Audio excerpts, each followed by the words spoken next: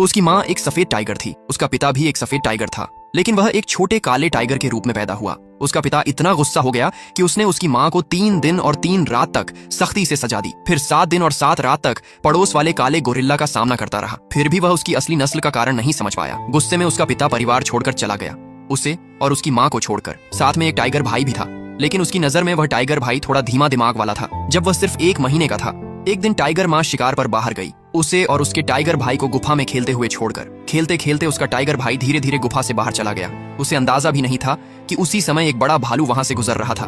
दोनों शिकारी जानवर थे, इसलिए दुश्मन के बच्चों पर कोई दया नहीं होती। भालू जोर से दहाड़ा और सीधे टाइगर भाई की तरफ दौड़ा। टाइगर भाई डर से बिल्कुल जाम हो गया। आखिरी पल में उसने टाइगर भाई को खींचकर वापस गुफा के अंदर कर लिया। तभी टाइगर माँ भी समय पर वापस आ गई। दोनों किसी तरह बड़े खतरे से बच गए। अगर उसके पास टाइगर का शरीर न होता, लेकिन अंदर से इंसानी सोच न होती, तो शायद वह इस खतरनाक जंगल में बहुत पहले ही खत्म हो जाता। इस वजह से वह खुद को बचाने की ताकत पाना चाहता था। जब खाने का समय आया, टाइगर माँ उनके सामने लेट गई और अपना पेट दिखाया। शुरुआत में वह झिझक रहा था, लेकिन जैसे ही गर्म दूध उसके मुंह और पेट में गया, उसके पूरे शरीर में गर्माहट फैल गई। उसे लगा जैसे उसमें फिर से जान आ गई हो।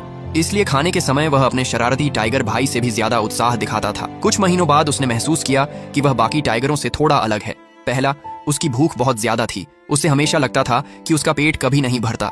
दूसरा, उसका शरीर तेजी से बढ़ रहा था। 5 महीने में उसका वजन 88 पाउंड हो गया, जबकि उसका टाइगर भाई लगभग 44 पाउंड का था। अब उन्हें मांस खाना शुरू करना था। जब उसने पहली बार जंगली सुअर का मांस चखा, तो उसके पेट में फिर से तेज गर्माहट महसूस हुई, जो धीरे धीरे पूरे शरीर में फैल गई। ऐसा लगा जैसे मांस खाने से उसकी ताकत बढ़ रही है। 1 महीने बाद वे 6 महीने के हो गए।